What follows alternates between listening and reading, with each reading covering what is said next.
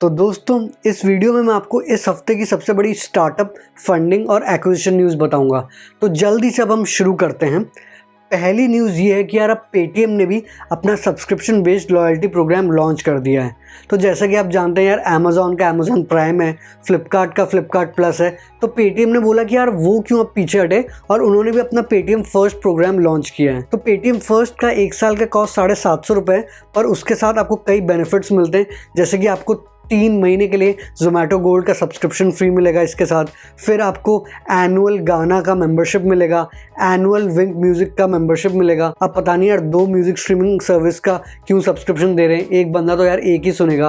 फिर और भी बहुत सारी चीज़ें, जैसे आपको एरोस नाउ का सब्सक्रिप्शन मिलेगा, सोनी लिव का सब्सक्रिप्शन मिलेगा, व्यू प्रीमियम का सब्सक्रिप्शन मिलेगा। फिर अगर आप हर महीने 500 रुपये अपने पेटीएम वॉलेट में ऐड करोगे तो 30 रुपये आपको कैशबैक मिलेगा। मतलब 1 साल का टोटल में आपको 360 रुपये कैशबैक मिल सकता है। वैसे अगर आप हर महीने मूवी की टिकट बुक करोगे तो आपको 100 रुपये कैशबैक मिलेगा। तो मतलब 1 साल में टोटल में करीब 1200 रुपये कैशबैक मिल पाएगा मूवी टिकट से। उन्होंने फिर ऊबर के साथ भी पार्टनरशिप करी है तो उसमें भी सेविंग्स होगी।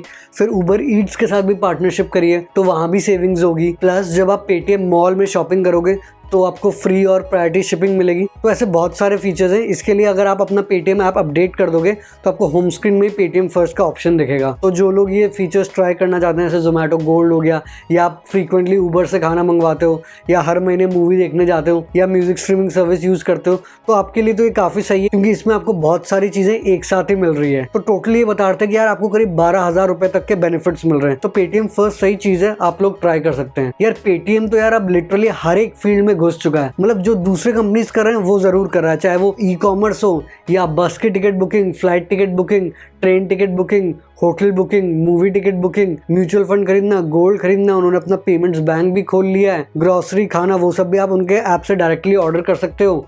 तो लिटरली हर एक चीज़ आप पेटीएम के ऐप से कर सकते हो। ये एक काइंड ऑफ सुपर ऐप बन चुका है जिसमें एक ऐप में आप ऑलमोस्ट सारी चीज़ें कर सकते हो। तो अब देखते हैं कि यार आगे पेटीएम और कौन कौन से फील्ड्स में एक्सपैंड करने वाला है। दूसरी न्यूज़ ये है कि यार गूगल ने अभी बोलो ऐप लॉन्च किया है, जो कि इंडिया के जो गाँव में जो बच्चे रहते हैं उनके लिए स्पेसिफिकली बनाया गया है। तो इसमें क्या होता है कि यार वो जो गूगल का स्पीच रिकग्निशन और स्पीच टू टेक्स्ट टेक्नोलॉजी है उसका यूज़ करके वो बच्चों की रीडिंग स्किल्स इंप्रूव करने में मदद करते हैं। करंटली उन्होंने ये ऐप हिंदी यूज़र्स के लिए बनाया है और अभी ये ऐप करीब 200 गांव यूपी के वहाँ पर ट्राई भी हो रहा है, पर इवेंचुअली वो दूसरे लैंग्वेजेस में भी ये ऐप को और लॉन्च करने वाले हैं। तो यार ये बहुत अच्छी बात है, क्योंकि यार आज हर गाँव में अच्छे टीचर्स अवेलेबल नहीं है, तो बच्चे सही से पढ़ नहीं पाते हैं। इस ऐप की मदद से उनको पता चलेगा कि यार वो कहाँ गलती कर रहे हैं, कैसे इम्प्रूव कर सकते हैं, क्या सही प्रोसेस है, और इससे वो अपने टाइम के हिसाब से पढ़ सकते हैं और नई नई चीज़ें सीख सकते हैं। अब बढ़ते हैं फंडिंग न्यूज़ की ओर। पहली और सबसे बड़ी फंडिंग न्यूज़ ये है कि यार सॉफ्टबैंक ने $350 मिलियन इन्वेस्ट किए हैं Gurgaon based logistic startup delivery में। तो अब डिलीवरी की वैल्यूएशन $1.6 बिलियन हो गई है। मतलब वो भी एक यूनिकॉर्न बन गए हैं और अभी सॉफ्टबैंक के पास उनके करीब 22.44% स्टेक्स हैं। पहले बोला जा रहा था कि यार पैसे रेज करने के लिए डिलीवरी शायद अपना आईपीओ करने वाली है, पर क्योंकि अब उन्होंने फंडिंग उठा दी है तो अब तो यार कुछ टाइम के लिए वो आईपीओ का सोचेंगे नहीं। तो डिलीवरी की शुरुआत 2011 में हुई थी और करेंटली वो अपने लॉजिस्टिक सर्विसेज करीब 600 सिटीज़ इंडिया में प्रोवाइड करते हैं। इसके लिए उन्होंने 12 फुलफिलमेंट सेंटर्स बनाए हैं और कई कंपनीज जैसे पेटीएम, फ्लिपकार्ट उनके लॉजिस्टिक सर्विसेज यूज़ करते हैं। तो यार सॉफ्टबैंक या उनका सॉफ्टबैंक विजन फंड अब रिसेंटली जो भी इन्वेस्टमेंट्स कर रहा है स्टार्टअप्स में, उनकी इन्वेस्टमेंट काफ़ी बड़ी होने लग गई है और वो सारे कंपनीज यूनिकॉर्न बन गए हैं, जैसे आपका ओयो हो गया, ओला हो गया, और भी कई सारे स्टार्टअप। तो यार ये बहुत अच्छी बात है, स्पेशली हमारे स्टार्टअप इकोसिस्टम के लिए, कि यार इंडिया में अब इतने सारे यूनिकॉर्न्स बन रहे हैं। दूसरी फंडिंग न्यूज़ ये है कि यार non banking financial company I finance ने अपने सीरीज डी राउंड में $33.34 मिलियन यानी करीब 233 करोड़ रुपए रेज किए।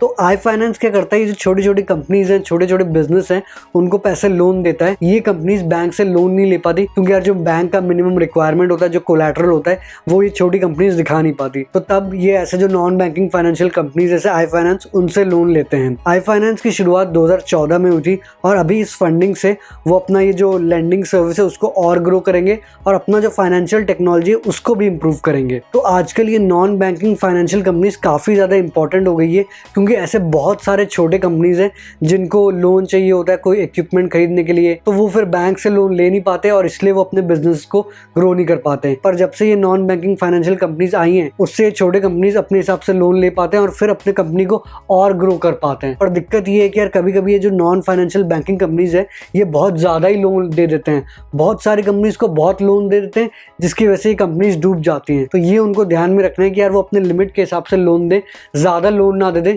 ऐसा ना हो कि यार पूरी वो कंपनी ही डूब जाए। अब बढ़ते हैं एक्विजिशन न्यूज़ की ओर। पहली और सबसे बड़ी एक्विजिशन न्यूज़ ये है कि यार रिलायंस ने मेजॉरिटी स्टेक खरीद लिया है लॉजिस्टिक स्टार्टअप ग्रैब में। तो करेंटली उन्होंने $14.9 मिलियन के लिए 83% स्टेक्स ले लिए हैं ग्रैब में। ग्रैब की शुरुआत 2013 में हुई थी और वो अपने लॉजिस्टिक सर्विसेज कई कंपनीज को प्रोवाइड करते हैं, जैसे big basket, McDonald's, Myntra, Amazon और अब स्विगी को भी प्रोवाइड करते हैं। तो अगर आपने मेरी पुरानी वीडियोस देखी होंगी, उसमें मैंने आपको बताया था कि रिलायंस जल्दी अपना ई कॉमर्स प्लेटफॉर्म लॉन्च करने वाला है जो कि हाइब्रिड मॉडल पे बेस्ड होगा। तो इसके लिए शायद उन्होंने ग्रैब में इन्वेस्ट किया है। जैसा कि आप सब जानते हैं कि रिलायंस ने पूरे टेलीकॉम इंडस्ट्री को तो बदल ही दिया जब उन्होंने अपने जियो की सर्विसेज लॉन्च करी थी।